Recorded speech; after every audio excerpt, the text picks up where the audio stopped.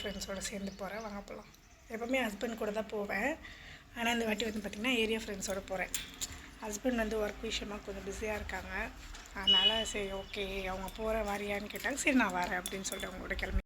So இது வந்து பார்த்திங்கன்னா ஃபர்ஸ்ட் டைம் போகிறேன். இது வரைக்கும் நான் பூக்குழி இறங்குறது வந்து என் லைஃப் டைம்லேயே வந்து வீடியோவில் பார்த்துருக்கேன், ஃபோனில் பார்த்துருக்கேன், அந்த மாதிரி கேள்விப்பட்டிருக்கேன். ஆனால் நேரில் வந்து பார்த்ததே கிடையாது. எனக்கு தெரிஞ்ச மாலதி அக்கா வந்து அவங்களோட ஏரியா தான் இது. மானாமதுரையில் வந்து கண்ணா தெருவில் முத்துமாரியம்மன் கோயில் வந்து இது ரொம்ப சிறப்பாக நடக்கும் அப்படின்னு சொன்னாங்க. நான் இது வரைக்கும் போனதில்லை, பார்த்ததில்ல அக்கா அப்படின்னு சொன்னேன். சரி வாடி நாங்கள் எல்லோரும் போகிறோம், வா போயிட்டு வரலாம் அப்படின்னு சொன்னாங்க. சரிக்கா அப்படின்னு சொல்லிட்டு எல்லாருமே அந்த ஏரியாவில் இருக்க எல்லோரும் சேர்ந்து ஆட்டோ பிடிச்சி போனோம்.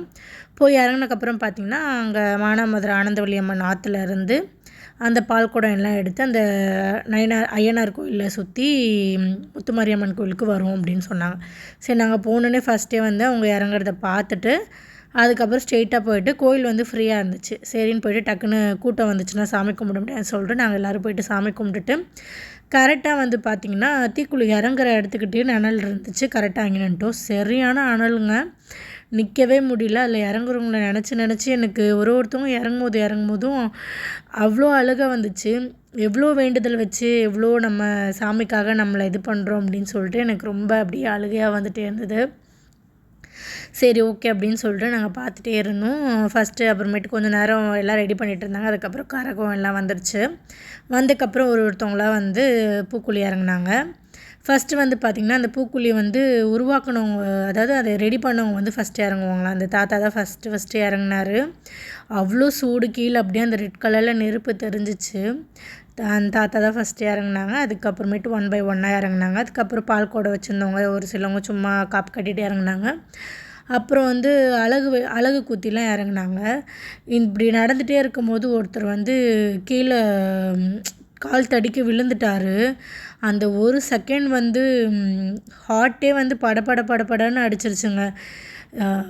என்னால் பார்க்குறதுக்கே முடியல, ரொம்ப கஷ்டமாக இருந்துச்சு. அதெல்லாம் முடிச்சுட்டு எல்லாத்தையுமே பார்த்துட்டு அதுக்கப்புறம் கடைசியில் வந்து கல்லுப்பு கொட்டினாங்க. அது எதனால் கொட்டினாங்க அப்படின்றது எனக்கு தெரியல. உங்களுக்கு யாருன்னா தெரிஞ்சிச்சு அப்படின்னா இதில் ஏன் கடைசியாக கல்லுப்பு கொட்டுறாங்க அப்படின்றத என் கூட ஷேர் பண்ணிக்கோங்க. அப்புறம் ஒருத்தவங்க வந்து அருவாமலை ஏறி நின்று அவர் பூக்குழி இறங்கினார். அதுவுமே ரொம்ப கூஸ்பமிங் மூமெண்ட்ஸாக இருந்துச்சு. எனக்கு லைஃப்லேயே நான் பார்த்ததில்ல. எனக்கு இது பார்க்குறது வந்து ரொம்ப ஹாப்பியாகவும் இருந்துச்சு, ஒரு பக்கம் கஷ்டமாகவும் இருந்துச்சு.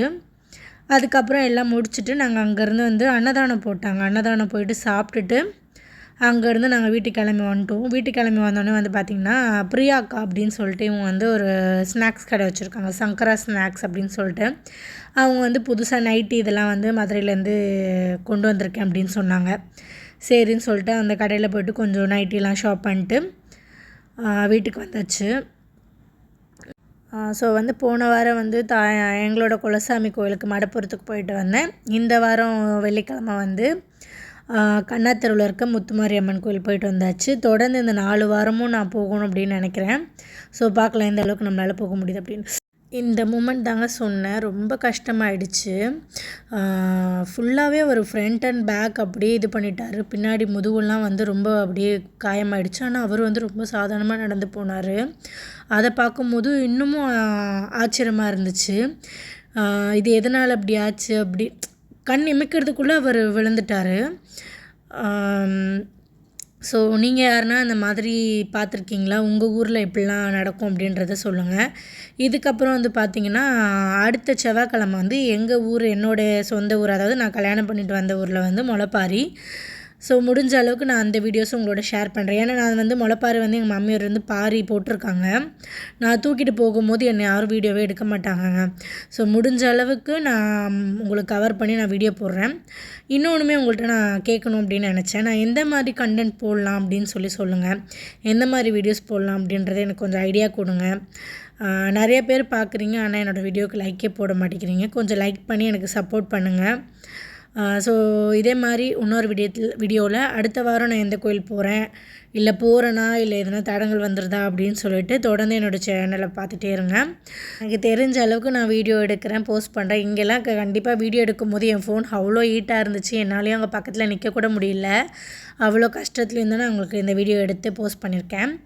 ஸோ இதே மாதிரி இன்னொரு வீடியோவில் சந்திக்கிறேன். Until then, bye from Pavitra.